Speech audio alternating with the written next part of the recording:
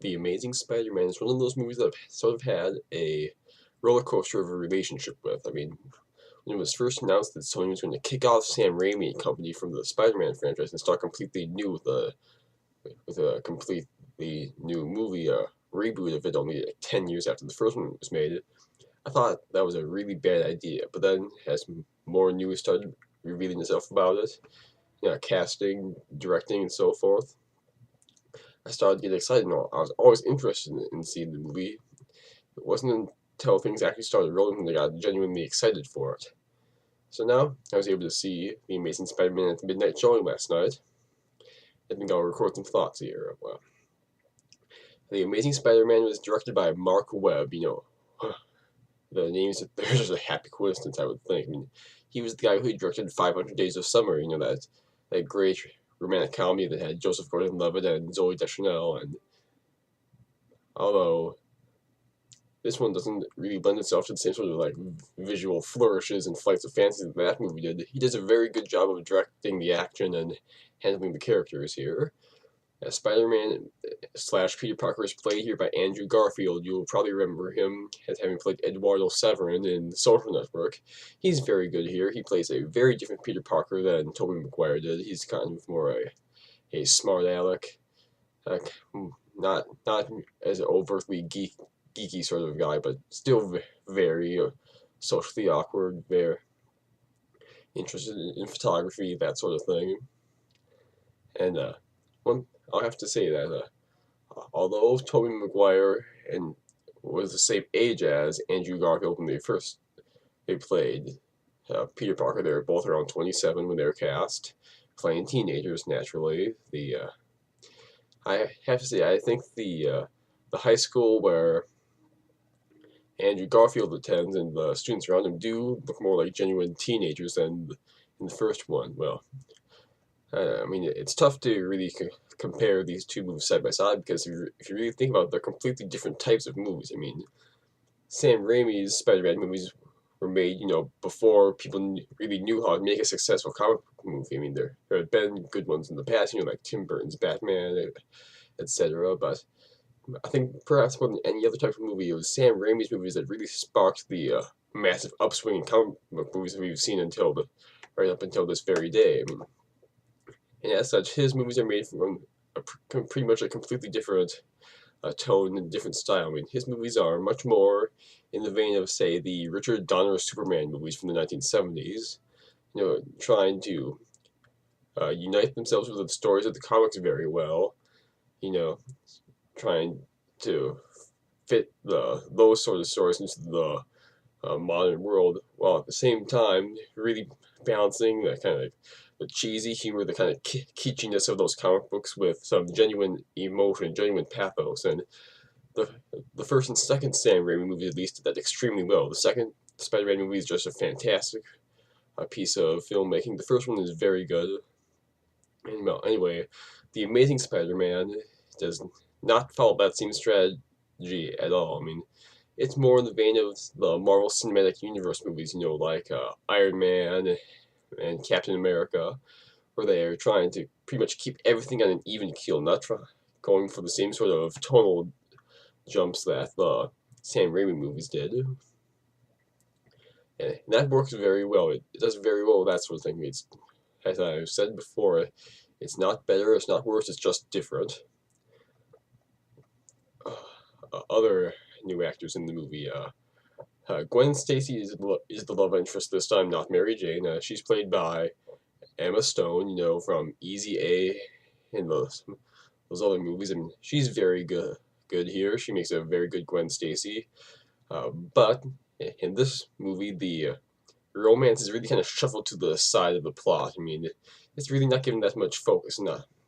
I really did prefer the relationship with Mary Jane in the original series, where it was like a major driving force in Peter Parker's life, rather than just kind of a subplot or kind of almost an obligatory thing. Uh, in all reality, Gwen Stacy really isn't as important to the success of this movie as her father is. Her father is, of course, the police officer, Captain George Stacy. He's played here by Dennis Leary, who's absolutely fantastic. he could very well be the standout of the movie for me. I mean, I wasn't sure exactly what to expect, with Dennis Leary shows up in your movie, but he's extremely good here. Pro One of the most unexpected and best things about the movie. The Uncle Ben and Aunt May are played in this movie by Martin Sheen and Sally Field. Now, Uncle Ben's given kind of a more rounded part here. I mean, Cliff Robertson was fantastic as Uncle Ben. He was completely genial the entire time, completely nice. Martin Sheen's Uncle Ben has more of an edge to him, and I'm not 100% sure if I like him more than Cliff Robertson, but he does fit very well with the new tone that this movie sets.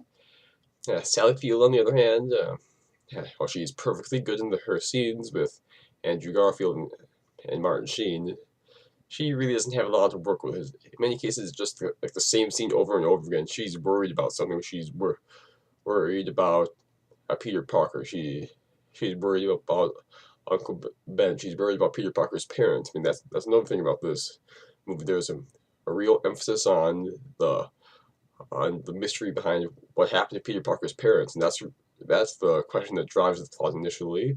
But anyway, Sally Field, she's perfectly good in her scenes, but kind of like the relationship between Mary Jane in the first movie, the relationship between Peter and Aunt May isn't really developed much in this movie either. It's kind of left to the wayside.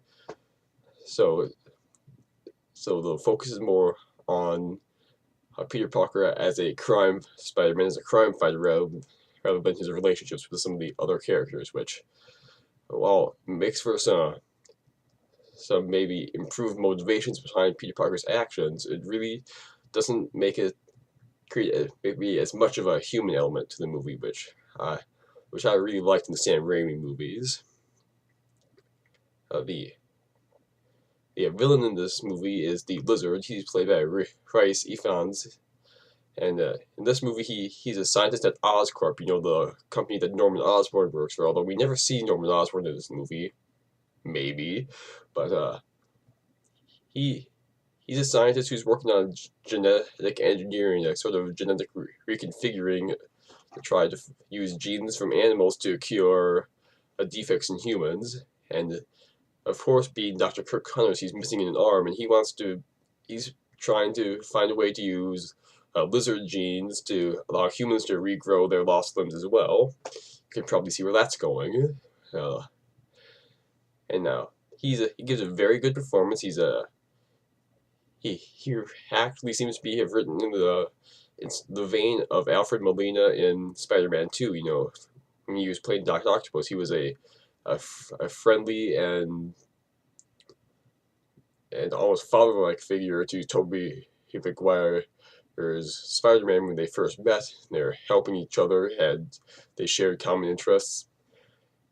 But then his obsession with his design caused him to go over the edge and start committing crimes and doing evil stuff. The Lizard is written in sort of the same vein, although his motivations aren't entirely bad, but when he does go over the edge and go into insanity and stuff, you really gotta wonder where the stuff's coming from, where his ideas are coming from. But the fights between Spider-Man and the Lizard are really well done. There's a fight in the high school where Peter Parker goes to that's absolutely fantastic.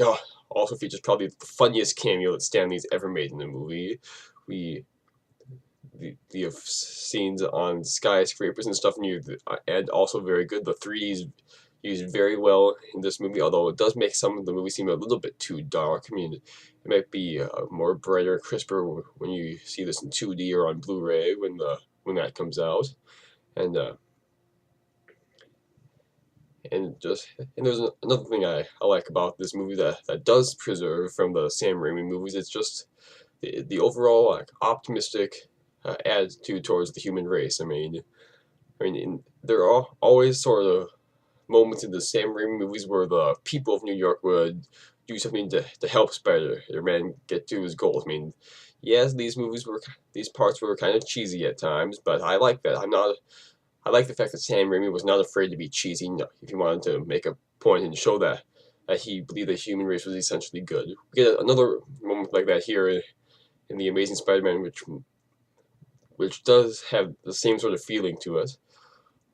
Although it does seem like it was a bit perhaps too well choreographed given the amount of time they had to set it up. But hey, I liked it, and it worked well with the story. I liked it a lot.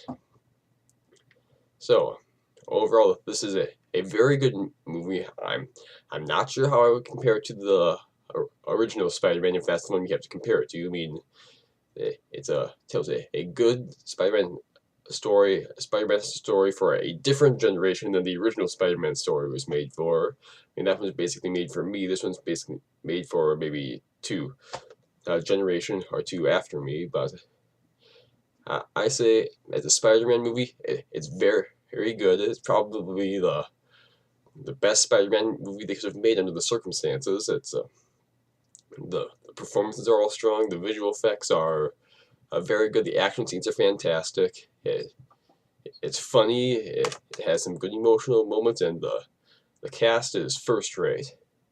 Although some characters could maybe should have gotten a bit more or in depth. So if you like Spider-Man movies, you will not be disappointed by this one.